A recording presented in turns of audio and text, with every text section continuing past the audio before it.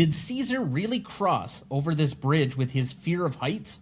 The Vertigo Bridge on the River Hangover Tiebreaker is next.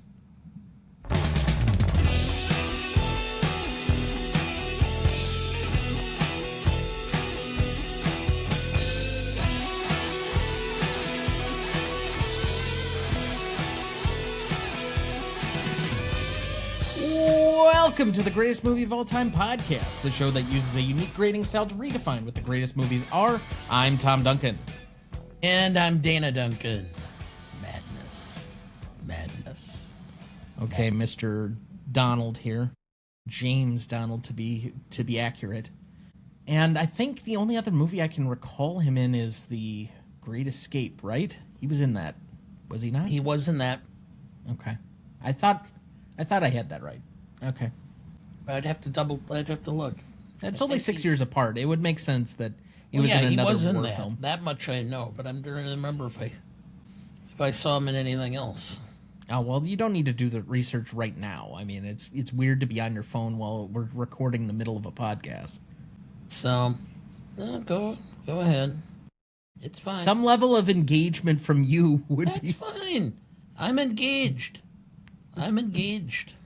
You haven't been engaged since, 1987. Yeah, shush. Okay. Tonight, for our 313th episode, we once again return to break a tie, this time between David Lean's A Bridge on the River Kwai from 1957, Alfred Hitchcock's Vertigo from 1958, and Todd Phillips's The Hangover from 2009. Dad, what do you remember, if anything, about any of these episodes? I was there. Okay. Anything else? The bridge, I did my little song. Yes, you did. That was season 1, episode number 37, and that was October 14th, 2020. Yeah. Now, Vertigo, for what it's worth, you bought some little, I don't know, it's not a chalkboard, it's some type of erase board. And Vertigo has been featured as the movie on that board since June 7th, 2023. Your mother pointed that out. 3 years ago, and we have not yet returned to it until tonight. I gotta say, it's been a long time since season 4. That seems like not that long ago that we covered this movie, but still, almost 3 years. That's a long time. And also, roughly the same time the following year, The Hangover was, I think, the first episode that we did full video, and it was just you and I that week. So it was June 5th, 2024. So we've been doing video for almost 2 years. Yeah, time flies. I say that every time I look in a mirror. Yeah, I suppose that's probably true. Age comes for us all. Father Time is undefeated. Yes. But let alone, we did cover all 3 of these movies in entirely different years and in entirely different ways, and the format of the show has changed rather significantly. When I went back to start putting together the Bridge on the River Kwai notes, we had nothing for the recognition section, or very little involvement for that. We hadn't done the multiple different scenes. It was just us deciding on one scene together. It's very different. So if you do go back to listen to any of these episodes, and to be fair, and I'm usually very harsh and critical on our ability to go back in time, particularly to the early part of season 1, by episode 37, we'd started to figure it out a little bit more. The recording quality's not nearly as good. I'll admit that. I'll be one of the first people to admit that. But some of the later ones in that back half, by the time we get to 37, I think we were doing a much better job. We'd kind of figured out the energy of the show, and things have definitely changed since that point. But it was at least a quality effort show. Even if you're not going to get a full redux on the Bridge on the River Kwai yet, it's still going to be discussed fairly heavily tonight, but much more in a Stanley Rubric context than I think we probably did back when we did this original episode. And I'll have to admit, I know we're just simply breaking the tie, and so as we go tonight, we're not giving them new scores or anything else, But I think each one of these films would be scored differently if we did it tonight than we did when we originally did the episodes.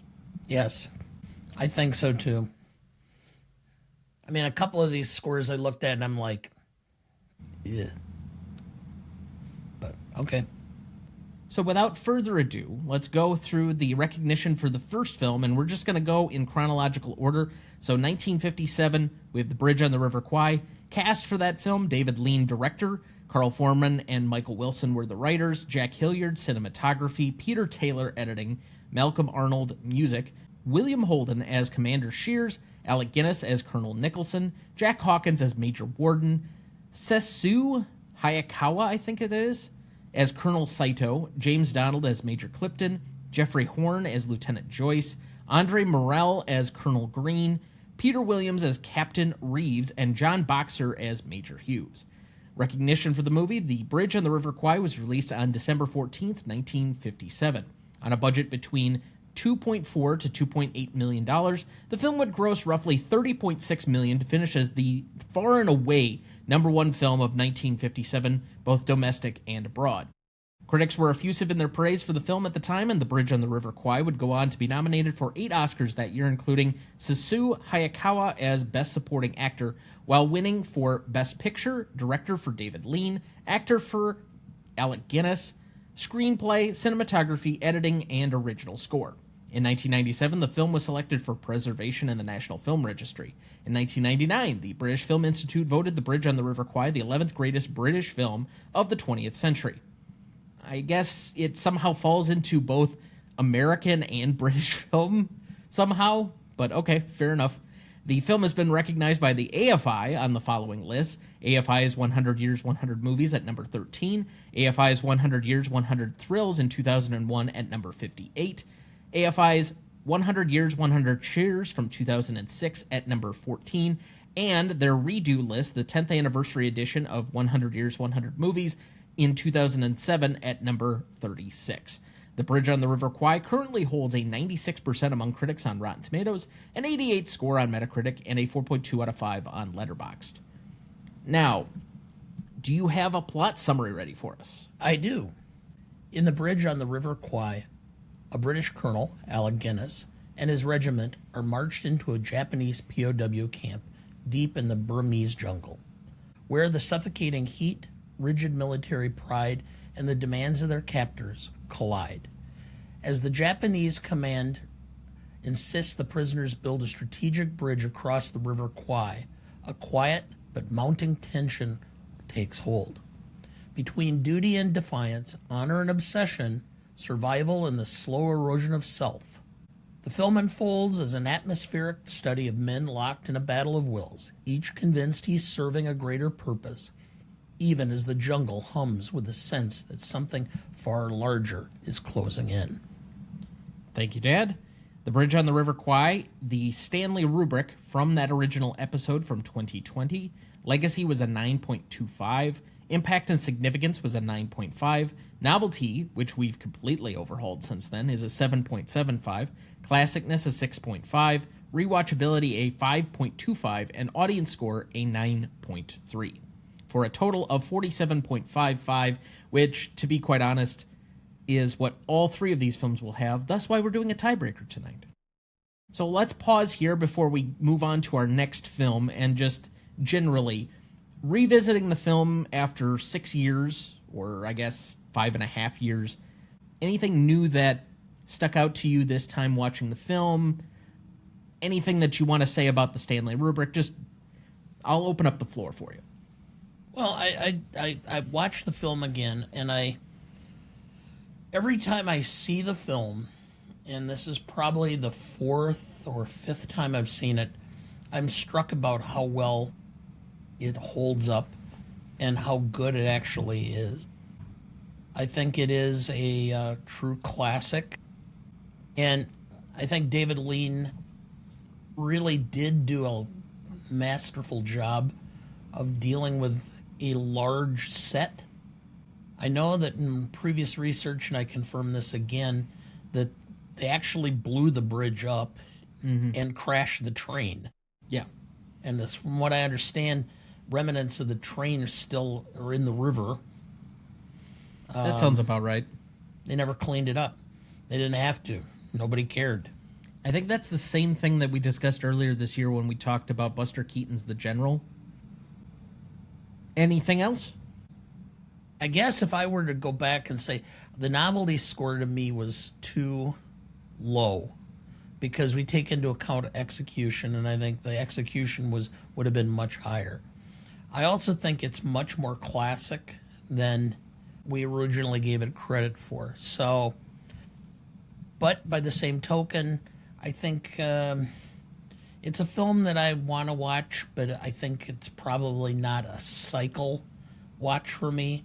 It'll be something I put on every 4 or 5 years and without a problem, maybe even longer. But not going to be in my list of things I'm going to go back to on a regular basis. This is not a film that I return to terribly often. I probably do it every 2 to 3 years. I've seen it, I think, at least once, if not twice, since we watched it for this episode. And frankly, it comes at a good time because I'm supposed to be at least getting through some level of preparation for an episode of Oscars redo for 1957. And I hadn't gotten this one off my list yet, so it actually accomplished 2 goals in that capacity. But the cinematography, the production design, the scale for this era of film, and I understand that this was an era of film where we were starting to get larger and larger productions going on. You had Giant, you had Around the World in 80 Days, and no matter what you think about that film, just the scale, the amount of set design, the on-location viewing, it was starting to skew in that direction. But I feel like this film takes it to a different level. And much in the same way that Lawrence of Arabia takes yet another step, I feel, in the amount of set design and cinematography and editing from a production and film quality standpoint. I think from a technical design, this film is immaculate. It's the one thing that I could really hold it up against something like, from the same year, 12 Angry Men. I think that is found to be almost universally thought of as a more profound film, particularly for Americans. But I think while both films are exceptional, it's why I think either this or the year 1959 were my 2 top years when we did our individual film years, and both of those finished as my top 2. Why I feel like this is an exceptional film year. Because I think that this movie, at times I felt is boring. For this time, I was riveted. I don't know why. And why it has such this dueling fates where I have difficulty with it one time and then I don't another time. It's kind of odd to me that way. But I would definitely think that some of our scoring would change in different ways. I think the rewatchability is likely to have changed, classicness, novelty. I think even the legacy might change just slightly with how we're reformatting it now 6 years later. Well, I think that this is a film that, as time has gone by, is falling more out of favor with the general public. When I was a kid, everybody knew the film. And when it was on television, it was a major event. Well, to be fair, you were born 6 years after this movie came out. So it's not like it would be the equivalent of Die Hard almost being a big movie when I was growing up and people knew what it was. Well, I understand, but I mean, there were still a lot of the vets who were alive. One of my neighbors had been as part of the Bataan Death March. And so, I mean, I always wondered, because I would go over to his house until my dad got home from work, because I was smaller yet. And he would, anytime a commercial for Toyota or Datsun or would come on, he would just start swearing, and his wife would be yelling at him to knock it off when the kid's present. And then if I found out why. But, yeah, so this was released 12 years after the war finished. It's very much if we had a contemporary retelling of, let's say, the Iraq War, 12 Yeah. years, even a decade following it. And we've had several movies that came out very shortly thereafter that talked about this in some level of detail. The one I think most people would point to is The Hurt Locker, because that was only a couple of years. In fact, the Iraq War was still ongoing when that won Best Picture. But yeah, that makes a lot of sense that it would be in living memory and be about an event. While I think the story is fictitious as far as I can tell, it still at least lives in enough memory, has enough groundings in reality that I think, yes, it makes sense that it was popular at the time. What I would say is, as far as why it's waned out of favor, it's just a long movie. And I don't know if the attention span is there right now in our ADHD, small video, vertical video world that is, everything is moving at 2 minutes a clip, basically, to watch a 2.5 hour film, unless you're seated in the theater. And I just don't know what theaters are going to be playing this on a regular basis. When I did trial work years ago, I knew that commercial breaks were every 8 minutes. And so I would time out my questioning on subjects, and then every 8 minutes I'd pause and change direction or change topic. I might come back later to the same topic if I had more examination, but I never went more than 8 minutes because jurors were used to having a pause and then having to change what they were doing because that was the attention span. I don't know how you would go about doing a trial now.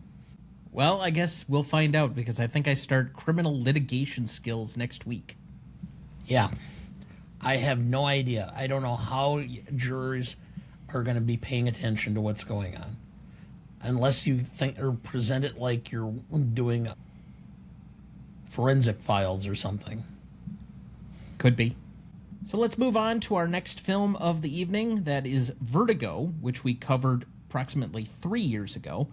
The cast for this is Alfred Hitchcock as the director, Alec Koppel and Samuel Taylor as the writers, Robert Burks as the cinematographer, Bernard Herrmann for music, George Tomasini for editing, James Stewart as John Scotty Ferguson, Kim Novak as Judy Barton / Madeline Elster, Tom Helmore as Gavin Elster, Barbara Bel Geddes as Marjorie Midge Wood, Henry Jones as the coroner, Raymond Bailey as Scotty's doctor, Ellen Corby as the manager of the McKittrick Hotel, and Constantine Shane as the bookstore owner Pop Liebel.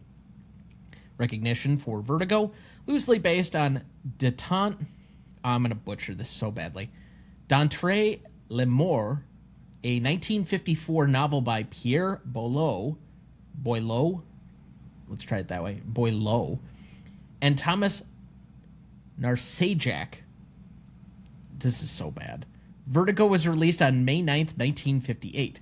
While Vertigo did break even upon its original release, it earned significantly less than other Hitchcock productions, and finished an estimated 13th among top-grossing films in 1958.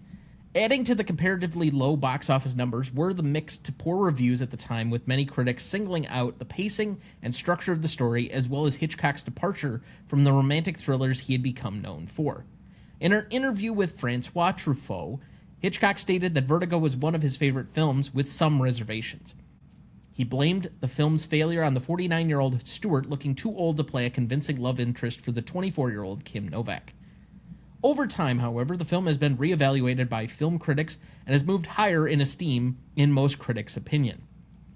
Every 10 years since 1952, the BFI Institute, or the British Film Institute's film magazine Sight and Sound, has asked the world's leading film critics to compile a list of the 10 greatest films of all time. In the 1962 and 72 polls, Vertigo was not among the top 10 films in voting. Only in 1982 did Vertigo enter the list, and then it placed 7th. By 1992, it had advanced to 4th place, by 2002 to 2nd, and in 2012 to 1st place in both the crime genre and overall, ahead of Citizen Kane in 2nd place.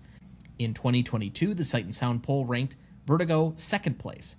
In the 2012 Sight and Sound Directors Poll of the greatest films ever made, Vertigo was ranked 7th. In the earlier 2002 version of the list, the film ranked 6th among directors. In the 2022 edition of the list, the film ranked 6th in the director's poll. In 1998, Time Out conducted a poll, and Vertigo was voted the 5th greatest film of all time. The Village Voice ranked Vertigo at number 3 in its top 250 best films of the century list in 1999. Entertainment Weekly voted it the 19th greatest film of all time in 1999.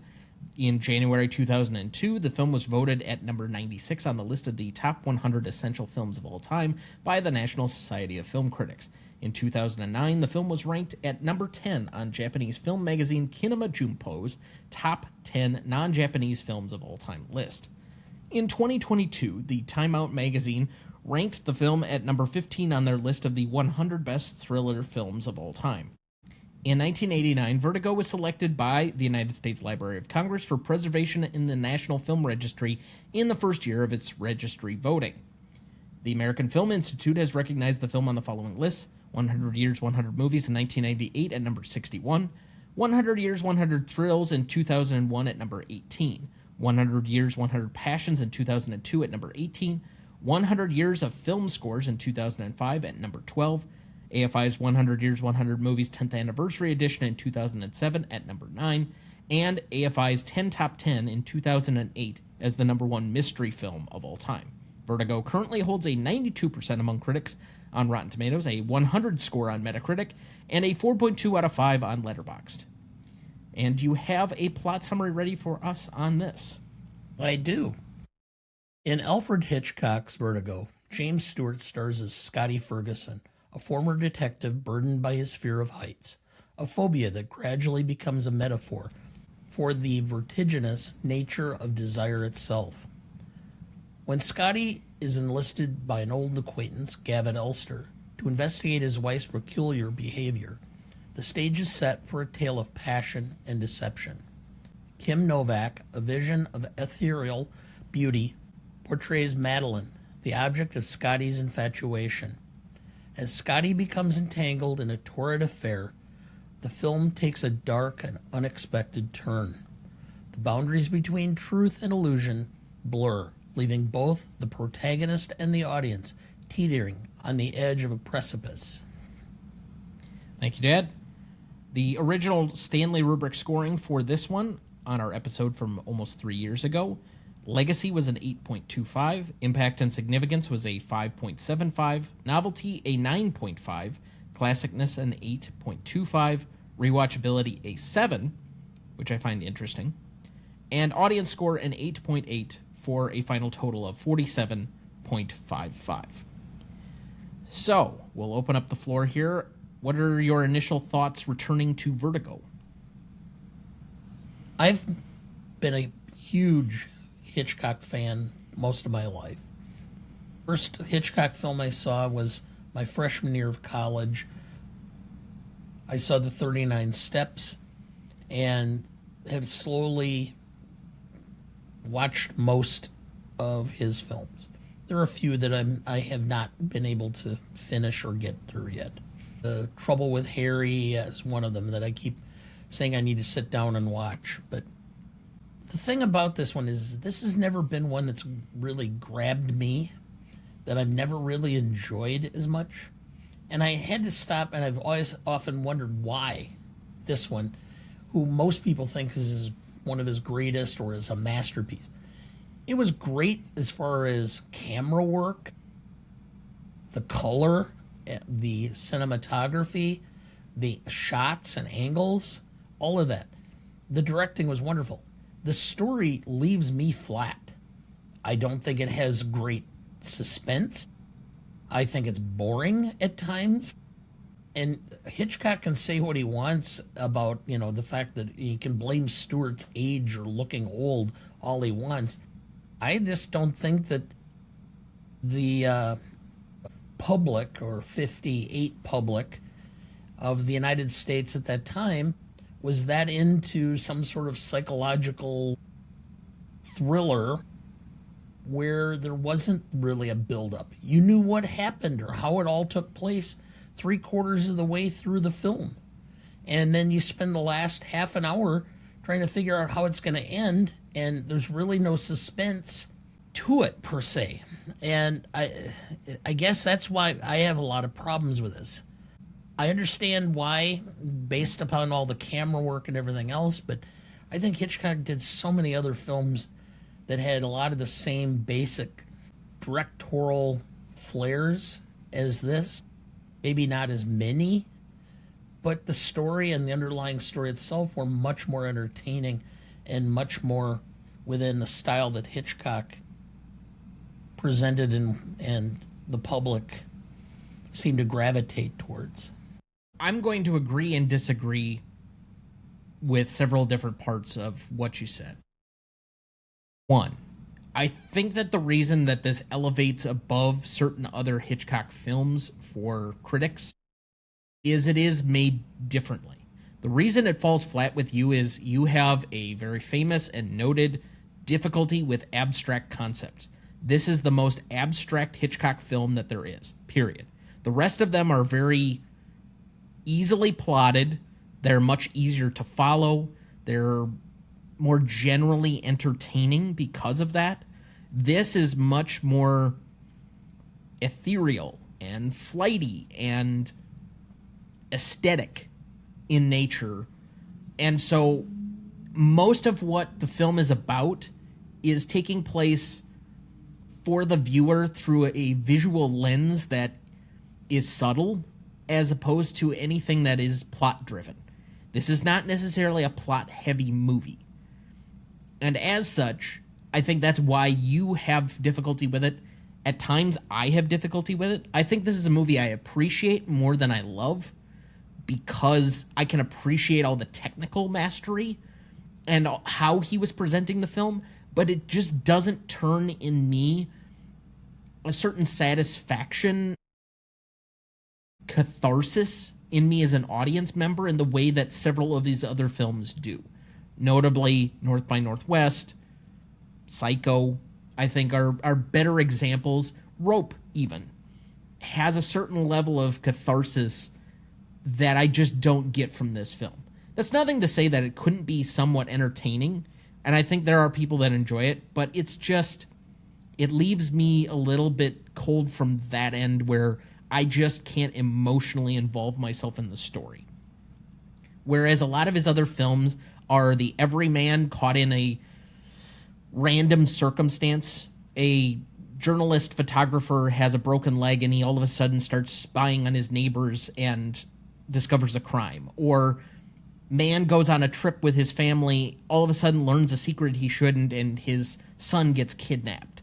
Or guy gets mistaken for a spy and all of a sudden gets caught up in a larger ring of potential destruction and national secrets. All of these are the average guy. And while James Stewart is an average guy in this movie is anything but the average guy just having a certain level of circumstances happen to him. I agree with a lot of that. Maybe that is partly why I have such difficulty with this, is it's not as concrete as I generally like. But I mean, there are films that are not done the same way that I liked better. For example, Strangers on a Train, Notorious. Both are films that I would rank above Vertigo.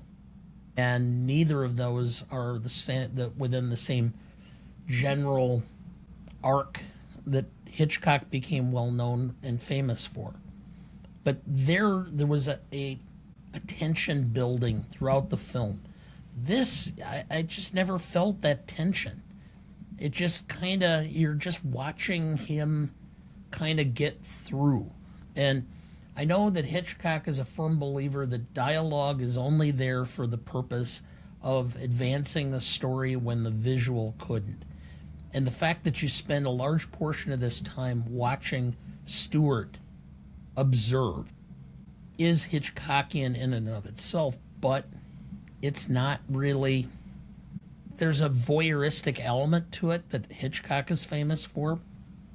Other than that, I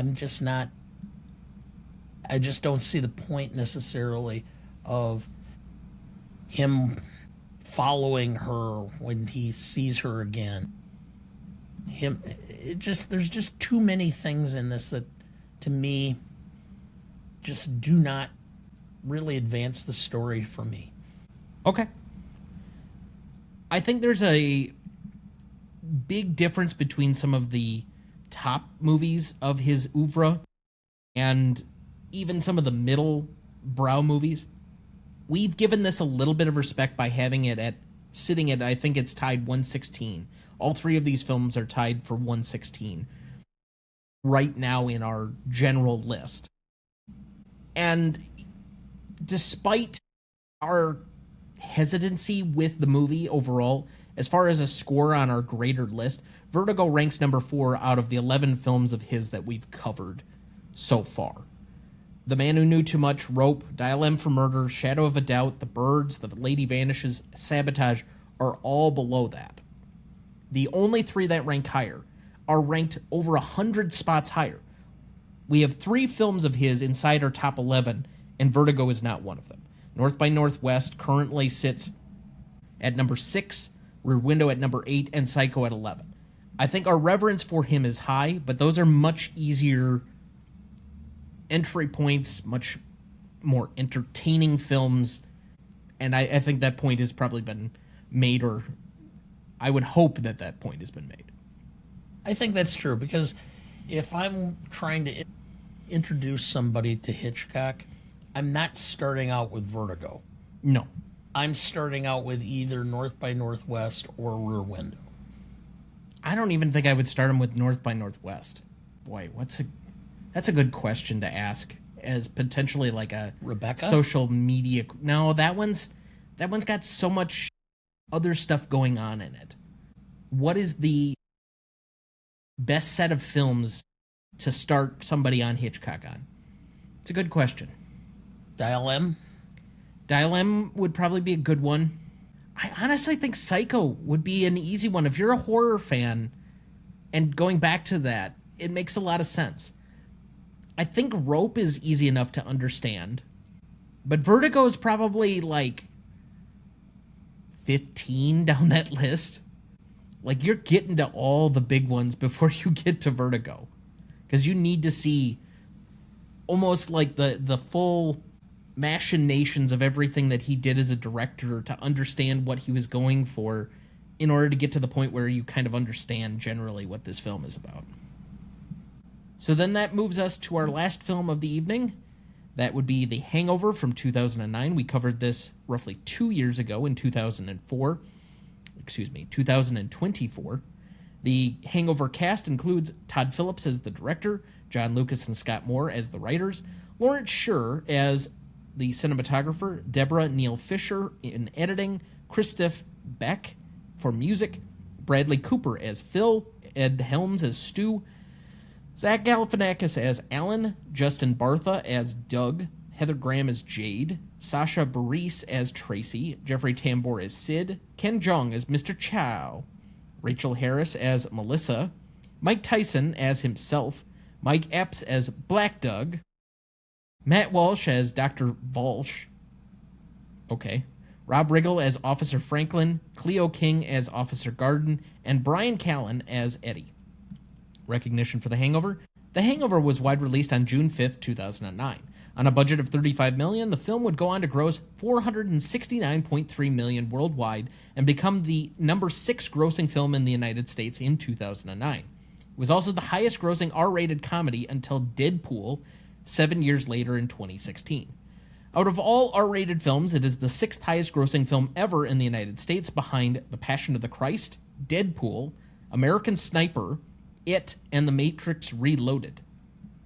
The film was mildly popular among the critics, with some outright panning it, but it would go on to be included in the AFI's Top 10 Films of 2009, receiving numerous nominations among critics circles and award circuits for its editing, screenplay, and for Best Comedy of the Year.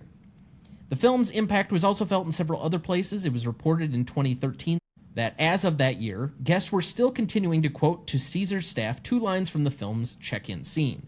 Did Caesar live here? And do you know if the hotel is pager-friendly? As a result of the film, hangover-themed slot machines became popular at casinos throughout the Las Vegas Valley.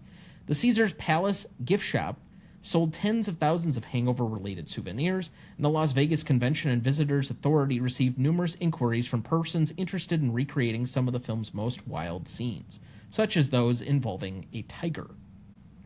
The Las Vegas branch of Madame Tussauds added hangover-themed rooms recreating the hotel room and the wedding chapel and a tie-in rooftop cocktail bar, and in 2018, Hasbro issued a parody version of their board game Clue, where players have to locate a missing friend somewhere in the city after a wild night of carousing.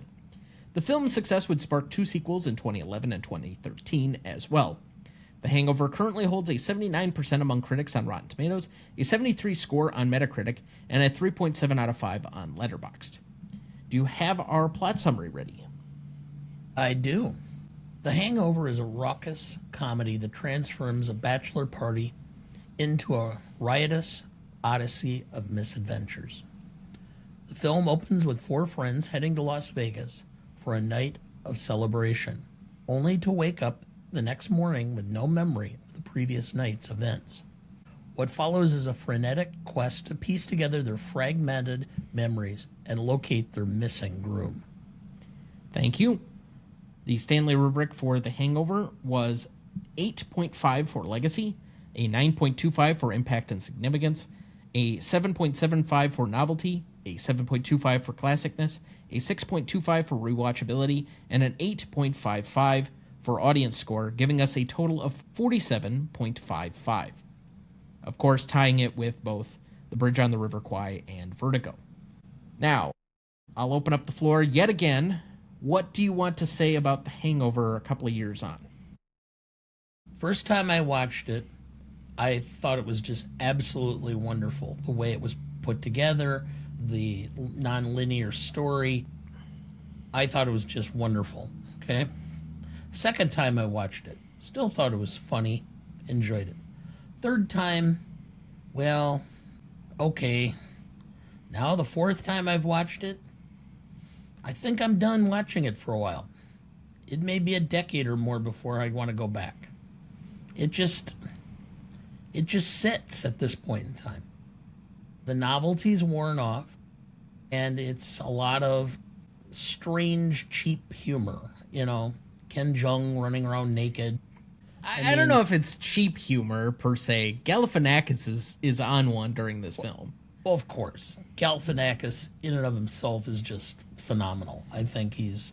And if you did Brilliant. not see the news, and I may be breaking this to you right now live on the air, they are doing a prequel Young Frankenstein TV series on FX, produced by Mr. Melvin Kaminsky, at least in part, or like by name recognition. He probably just licensed it and allowed them to do it, but starring one Zach Galifianakis.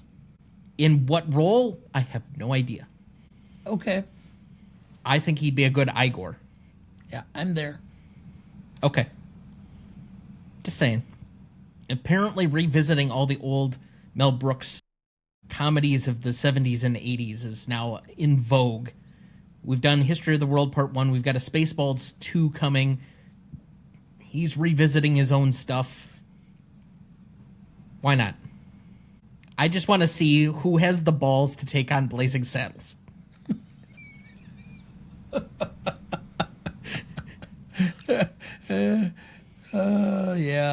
Yeah. Anyway, I would agree with you.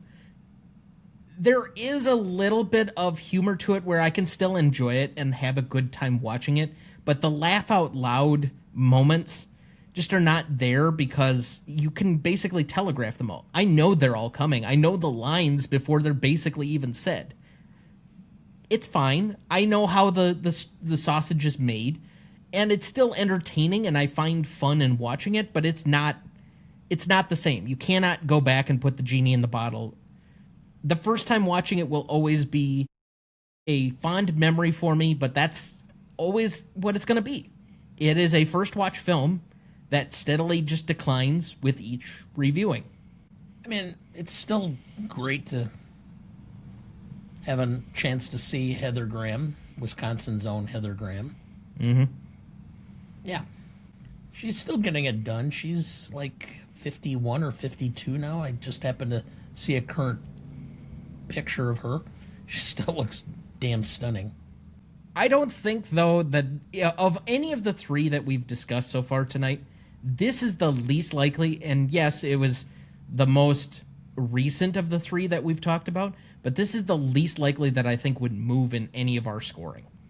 It might go down a little bit, and I think part of that's going to be rewatchability and classicness, because there's some parts of this that I'm not sure about.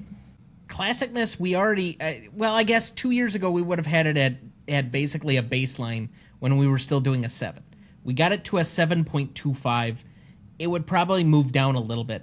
I don't think the rewatchability changes all that much, because if we're going on an objective scoring, 6.25 is not that high for some of the scores that we've had in rewatchability before, and it's a comedy. Are you really going to tell me that a comedy is unrewatchable when you constantly complain and say, well, I tend to gravitate more towards comedies, and then you're going to grade this one down? Really? Really? Really? Okay. Yeah. But anyway, let's move forward here. We'll get to the actual tiebreaker rankings when we come back from our first break.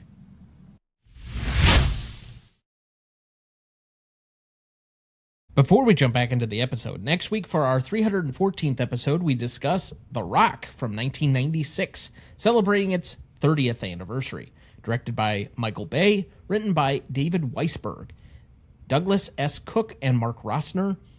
Cinematography by John Schwartzman. Music by Nick Glennie Smith and Hans Zimmer. Editing by Richard Francis Bruce. Starring Sean Connery, Nicolas Cage, Ed Harris, and David Morse. You won't want to miss that one, so watch ahead of the show by searching the Real Good app to find where it's streaming for you. That's REELGOOD. Okay, we left off at the point at which we were going to start talking about the actual tie-breaking. So, Legacy has changed, at least for one of these films and how we've generally discussed it. I don't believe in Season 1 we had split the category yet between the audience and the industry for a total of 10, 5 and 5 points apiece. So, the way that we judged Vertigo and then The Hangover may be different than how we judged Bridge on the River Kwai at the time. And so I guess for you, I'll open this up with the opening salvo. How would you have these ranked, thinking about how we're doing this now? We're going to be pretty close, even on Legacy. We might be down just a tad, simply because I think the knowledge of the film is fading over time. What are you talking about? Well, I think that every year that goes by, fewer and fewer people are conscious of the film. Which one of the films are you talking about? You're talking about them one generally, and I'm saying we need to rank them. What are your rankings here for all three? All three. Okay, because I thought we were starting out with the Bridge. No, we're not redoing each of the rankings. Okay. If I had to... So we're just saying 1, 2, and 3? Yes, that's how we've done every tiebreaker. It's exactly alphabetically. It's Bridge, Vertigo, Hangover. Okay, Hangover is most definitely last. Let's start there. But Vertigo is above Bridge. Pure and simple. From a critical standpoint on an industry level, I think people put Vertigo much higher than they do Bridge. And if you've asked people in a modern sense, like let's say you watch we're going to go ask a 30-year-old cinephile right now, the likelihood that they've seen Vertigo is, to me, significantly higher than that they've seen The Bridge on the River Kwai. Period. Probably. Full stop. So if that's the case, I think Bridge is 2 and Hangover is a clear 3rd. Any further discussion, or you No, okay with that? You're entitled to your opinion. I guess I would agree with you. I know for me, I don't agree with it. I gave you my opinion on it. But well, this is a debate show. You do make more sense. Okay. All right, so that officially then would be Vertigo 1, The Bridge on the River Kwai 2, The Hangover at 3. Now, moving to impact and significance, again, we didn't really apply the same standard to The Bridge on the River Kwai that we did to the other two films. I think Vertigo in this category falls by the wayside. in the moment where it was made, in the point at where critics were analyzing it as it came out, even Hitchcock analyzing his own movie, felt it was a massive failing. It was not critically acclaimed. It was not box office successful in the way that the other two films were. But what I would say is The Bridge on the River Kwai was by far and away the number one film of the year. Huge box office appeal, both Correct. publicly, and then it wins the Oscar. Something that only, I think, a handful of films have done, which is be the number one film of the given year and win Best Picture. With that being the case, I would have Bridge 1, Hangover 2, Vertigo 3 here. I guess I can't find fault with you on that because it does make sense. Because, I mean, The Hangover made a huge amount of money. It was highly popular among the public in general. It had a lot of cultural impact in the moment. Yeah. Yeah. I mean, I think it really made all three. Well, Ed Harris. Ed Helms, excuse me. Ed Helms has not really Ed Harris had, and Ed Helms are yeah. Well, it's what happens when you people. start watching The Rock first. So, Yeah, that's fair. yeah. I just don't think it has, or he's had quite the career that the other two have had. But considering how much money they probably made, what difference does it make? He's made several films. He's done a lot of voice-overs or voice acting in animated films. I'm sure he's not hurting for money, and so he doesn't have to work real hard. Bradley Cooper being the executive producer on A Star is Born and all of the attachments that come with that, being the voice of the raccoon in Guardians of the Galaxy, and then being a part of the Avengers movies, and then being in the Hangover movies, like, Bradley Cooper's doing fine. And Galifianakis probably made a decent enough nest egg that he could go and do his weird little side projects, and he could do Between Two Ferns, and now he can do Young Frankenstein, and he could do that one weird FX show about clowns or something. Like, nobody's hurting here. Not to mention, Todd Phillips is the EP on this movie, gets it directed, and then goes out and makes Joker later. That's $1 billion movie. I don't think anybody did that poorly. But even from that standpoint, on a critical analysis, and that's the thing that I would put this over the top, where Bridge on the River Kwai doing $30.6 million, and I think the next highest grossing film was like 15, so doing 2 times what the second finishing film in a particular year did, and the cultural impact that that made, and then winning director, picture, and actor, that's just something that's they can hold over The Hangover in perpetuity on this category. Yes. For me. So that's Bridge 1, Hangover 2, Vertigo 3. All right, then we move to novelty rankings here. This is another category that I think even since we did The Hangover has changed. Because I don't think we were formally giving execution points. It may have been part of the factors, but I don't think we were splitting this category at the time that we last reviewed any of these films. And so that being said, I don't know if I have a preconceived notion that easily delineates between these 3 films as far as their status. If I were to give a soft ranking, I think I have Vertigo 1 because it's the most abstract. It's the most unlike anything else in the space that I can think of. It has probably, on a technical level, well, that being said, on an execution and a technical level, I don't know if it passes Bridge. I think Bridge and Vertigo might be both pretty close to 5 on an execution level. So then you're looking at, is this movie unlike anything else? And I guess where I would separate that is maybe Vertigo is just different. It basically was the first psychological thriller. I mean, The Night of the Hunter was before that. I guess. And for that matter, Gaslit. Gaslight? Okay. Yeah. So, Well, and there are plenty of other Hitchcock movies I think you could point to and say, this has got enough psychological elements to it. Suspicion? Rebecca? yeah.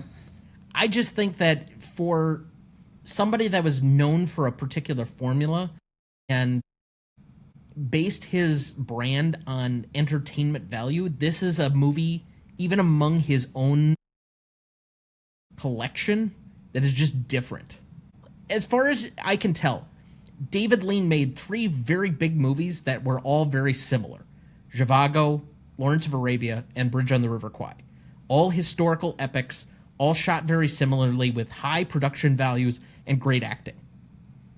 Mm-hmm. And while Vertigo is a suspicion film, it's just, I don't know how to put my finger on it. I feel like it's just different. The Hangover does have some level of novelty, but I don't think we're discussing it nearly in the same class as these other 2 films. I'd have to agree on that. The problem I have is and again, this is the problem the Academy generally has, is they have a tendency to not take comedy seriously as far as their technical aspects. Okay. I think we've placed comedy in a better light if the jokes remain classic, but that's the different category. I don't know what... At the time that this was released, it felt fresh, it felt novel, but compared to 2 older films that are just some of the all-time classics, it feels like it's at a significant disadvantage.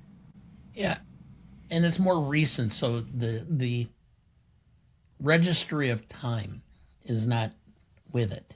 Correct. So I have a feeling that in another 10 to 15 years, it's going to fall even further behind as far as the value this film has. Well, what I would also like to flip a little bit in here is the simple fact that I don't think we're discounting comedy generally. I think we're just simply applying it to the merits of The Hangover. If this were Groundhog Day, I would have a lot more to say on the novelty of the movie. Groundhog Day is a comedy. I think if you put... What's another really kind of novelistic comedy that I could really point to? I suppose you could say Animal House. Yeah. Was kind of a trailblazer in that capacity. The Odd Couple, maybe. Yep. When Harry Met Sally. Like, those movies I would have a different level of reverence for as far as what they were accomplishing and how different they were from their peers. But The Hangover was at the tail end of the frat raunchy era. And while it was different because it was kind of a mystery movie that was also funny, it still is recycling a lot of the same humor from before. Todd Phillips led off the R-rated comedy boom with Old School, and then he kind of ended it with The Hangover. Let's go streaking. Same thing. Kind of. So, you're okay with Vertigo 1, Bridge 2, Hangover 3?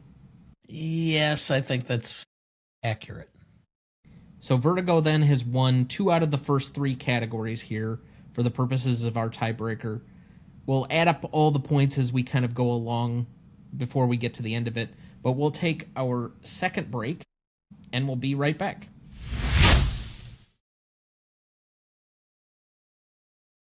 Before we jump back into the episode, and before we get to the Stanley Rubric in a minute, if you're ever curious about our Master Greatest Movies of All Time list that has every graded movie we've ever discussed on the show, there's a link in the episode description of every episode of this show, or you can go to RonnieDuncanStudios.com and find us the top entry on the Greatest Movie of All Time podcast show page. That has the grades we've done so far for all 283 movies we've graded, and we continue to add more each week. Make sure to check that out as we go and follow along. Dad, do we have anyone to remember this week? Tom Kane, 64, American voice actor. Powerpuff Girls, Star Wars, The Wild Thornberrys.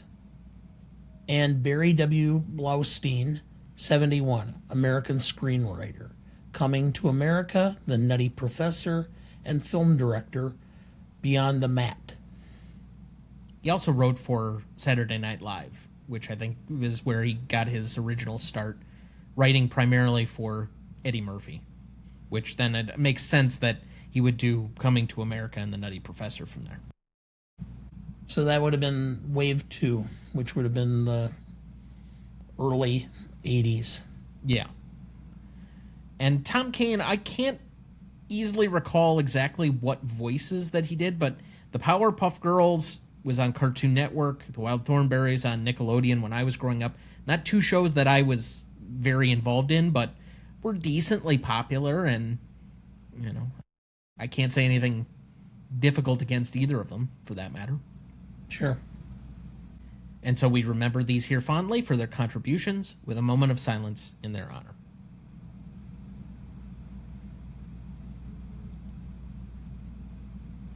Thank you. Okay, we left off at Classicness. This is a category that has technically moved the baseline down since we last talked about any of these movies. It seems like every category has changed in some capacity. And that's been we evolve. Yeah. I understand. I'm not like saying that what we did was problematic in any way. It seems to be a common theme tonight. I have no idea where to rank these, but I would say that The Hangover has to be last, only because the other two have the benefit of timelessness and it does not. Correct. And I have a feeling that there are some of the jokes and some of the things that were done in that film that are not going to hold up over the long haul. I don't know if I have any great concept on what will separate Vertigo versus The Bridge on the River Kwai. Neither is a particularly diverse film, but you wouldn't expect it to be in the late 50s. Story about war, or a story about obsession. Yeah. I don't know. Where are you thinking? I would assume that obsession has more poignancy to today and into the future than does war necessarily. I think war is becoming more obsolete as time goes by. It's proving to be rather ineffectual. Can I make a counterfactual just for the sake of throwing something out there? All right. The Bridge on the River Kwai takes place during war, but I think it has more to do about rule following and people following process and being so caught up in the process that you lose the forest for the trees. And if you're looking at a political situation and you're applying the lessons of this movie and what it's about more broadly, you could say that the people that are caught up in the process of, well, the rules say you can't do this, you can't make a $1 billion slush fund to pay out people who tried to overthrow the government. Why? You just can't do that. And then they get so caught up in it that the other people disobey the rules and they can just kind of do what they want because they're more concerned with being right on principle than they are about doing the actual right thing. Now, in this movie, it's much more convoluted as to what the actual right thing is or not until the ending, where he clearly makes the wrong decision. But up until that point, I think you straddled the line between whether or not he's doing something for a greater good or a greater purpose. I don't know. I'm trying to at least make a counterfactual that says we shouldn't look at it so cleanly as just about being about war. I understand your point, and pretty sure I understand what you're trying to get at, and I'm trying to figure out how to frame it myself. I'll just say this is likely the category that decides who ends up winning the tiebreaker. I think Kwai is more about men within confinement and what they do and how you get caught up in what would be, I guess, the term that was coined by, I'm drawing a blank as to the professor at Harvard. He's the one who coined the term groupthink, where one person throws out something and then everybody around them convinces themselves that this is the right thing to do, which in this particular case, Nicholson is trying to, hey, if we reestablish discipline, then we will be able to maintain our self-respect as soldiers, even though we're in captivity. And they've convinced themselves that that was more important than what was, in essence, assisting the enemy. Now, I understand it, and I guess that's the point. Whether that consideration versus the psychological aspect, obsession, addiction, because that's really what we're talking about. You almost become addicted to the feeling, Yeah. which is more prevalent. So a movie about rules and rule following and blindly going along with leaders versus a movie about addictive qualities in a romantic relationship or just addictive tendencies and a general obsession. I don't know. I think both are pretty good. Take your pick, I guess. Yeah, All right. So what would be your one then? I guess I got to go Vertigo. Okay. I'm just going to defer to you on it. All right, it's close, but I think that's the one I'd have to go with. That's fine. I understand. So that would be Vertigo 1, The Bridge on the River Kwai 2, and The Hangover 3 for Classicness. Which I think that's the third different category we've had in that exact same order out of 4 so far. Yeah, Okay. Rewatchability, though.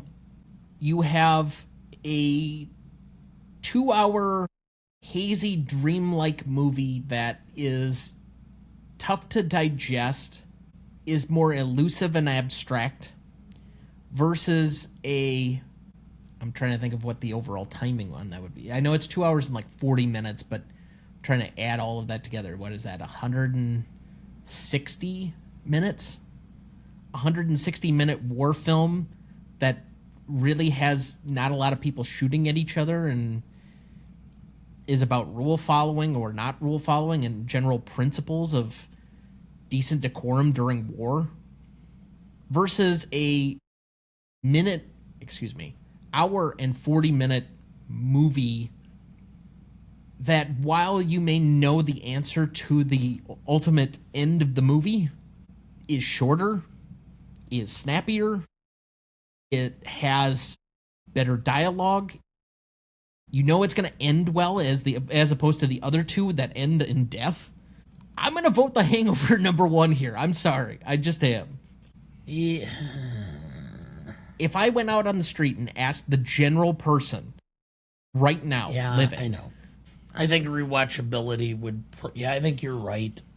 I mean, Okay. I, being the historian, always gravitate towards the historical film, but still, no, I understand. I'm a unicorn at times. no, you're just a boomer dad. Uh, You're a boomer dad. You like World War II stuff. It's okay. You can admit to it. Now, I'm going to defer to you.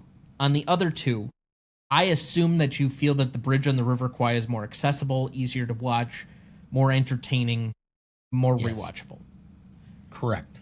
I would probably agree after this most recent watch through of all 3 films. So we're okay with Hangover 1, Bridge 2, Vertigo Yes. 3.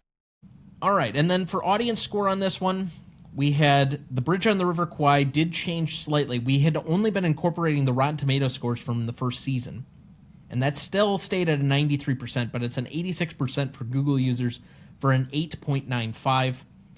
For Vertigo, we had a 92% for Rotten Tomato users and an 83% for Google users, giving us an 8.75. And The Hangover came in third on this category with 84% for Rotten Tomato users, 86% for Google users for an 8.5. Which I find a little bit surprising, but okay. The final breakdowns on these. Legacy rankings, we had Vertigo 1, Bridge 2, Hangover 3. Impact and Significance rankings, we had Bridge 1, Hangover 2, Vertigo 3. Novelty rankings, Vertigo 1, Bridge 2, Hangover 3. Classicness was Vertigo, Bridge, Hangover. Rewatchability was Hangover, Bridge, Vertigo. Audience score was Bridge, Vertigo, Hangover. Now, do you have a prediction or a guess as to how they finished here? Vertigo, Bridge, Hangover. That's what I would have thought too. Vertigo placed in the most total number 1 slots. But in total points, The Bridge on the River Kwai had only 10, and Vertigo had 11. And its fewest amount of total points in the rankings. So The Bridge on the River Kwai actually won the tiebreaker Vertigo is number 2. The Hangover is 3. Okay. And The Hangover, despite finishing in third on a lot of these categories, and to be fair, there were 6 categories, so you could have had a maximum of 18 points. It had 15 points overall and did at least win one category, that being rewatchability. But 15 isn't bad, and only 4 off of the pace, so 1 point difference, 1 point separation, and the final tiebreaker is Bridge, Vertigo, Hangover. So, if you thought this endeavor was entirely stupid, if you think that deciding between 3 movies, 2 of which probably should have been in the same category, and a third one that really probably shouldn't have been, but it was an interesting exercise nonetheless, at least in my mind. If you have commentary or otherwise, please write us at greatestalltimemmoviepodcast@gmail.com. You can find us on any of our socials at GMOAT Podcast, or you can write us on our website, ryanduncanstudios.com/GMOAT Podcast, and tell us all about it. But how did you think this went for our first attempt or foray at a tiebreaker in like 2 years? Well, kind of like season 1. Kind of slowly inching our way onto the ice. Okay. I don't think there's anything in here that I feel that badly about. No. I think ultimately most of the general population would probably agree with our rankings system. So I guess we'll let the chips fall where they may. People enjoy these tiebreaker episodes. I think we have one more planned this season. And next year, I don't think we have any planned, but we could figure something out. Or redux, fit them in it for episodes where like nobody's on that week and we can just... It was a weaker movie or something. I don't know. I think everybody was scared to come on this episode because they didn't want to watch 3 movies. Yeah. It was quite a bit. Well, for us, watching it in like the week span that we had, yeah. But whatever. Remaining thoughts then for the week. I think I had talked about the fact that my show's coming out June 8th. June 8th.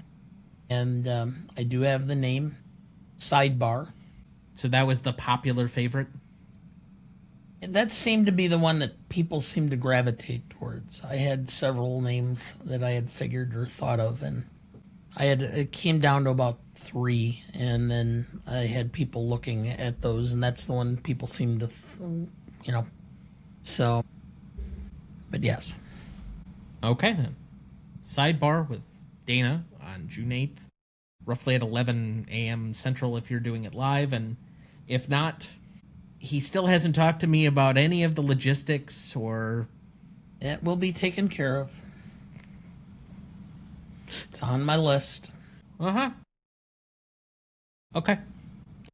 Why do I feel like this is just yet another albatross for me? No. I got it. I just me have to subsidizing yet bit of another assistance. project for you? Yep. So, all right. Okay. As far as me, I'm starting a law, literature, and film class coming up, and I guess our first selection is going to be a movie we're covering next year, To Kill a Mockingbird, with Gregory Peck. It's been a long time since I've seen it. It was one of the few books in high school that I really enjoyed that I didn't feel was too artsy. Yeah. And so I'm going to be glad to return to it, but I think I'm going to have a large selection of classic legal dramas that we're going to probably go through. I'm curious to see what books she has us read, and if any of them are John Grisham. Grisham was not really a practicing lawyer for very long. Okay. So? Well, I'm not necessarily clear as to always how legally accurate some of his portrayals are. Okay, that could be something to critique on your new show, Sidebar. Yes, it could very well be. That's what they call a comeback. But that looks like a good place to end it for this week. Thank you for listening. I do wish we could chat longer, but I'm having an old friend for dinner. Next week, for our 314th episode, we discuss The Rock from 1996, celebrating its 30th anniversary. Directed by Michael Bay, written by David Weisberg, Douglas S. Cook, and Mark Rosner. Cinematography by John Schwartzman, music by Nick Glennie Smith and Hans Zimmer. Editing by Richard Francis Bruce, starring Sean Connery, Nicolas Cage, Ed Harris, and David Morse. You won't want to miss that one, so watch ahead of the show by searching the Real Good app to find where it's streaming for you. That's REELGOOD. Please like, follow, rate, and review, or whatever on whichever platform you have so that more can join in our fun. You can also email the show at RonnieDuckinStudios.com or at GreatestAllTimeMoviePodcast@gmail.com, or find us on YouTube, Instagram, Twitter, Letterboxd, or TikTok at the handle at GMOAT Podcast. The Greatest Movie of All Time is a production of Ronnie Duncan Studios. Our show is mixed, edited, and written by Thomas Duncan. Our music is thanks to Purple Planet Music. Our distributor is Captivate FM. Our technical provider is Riverside FM.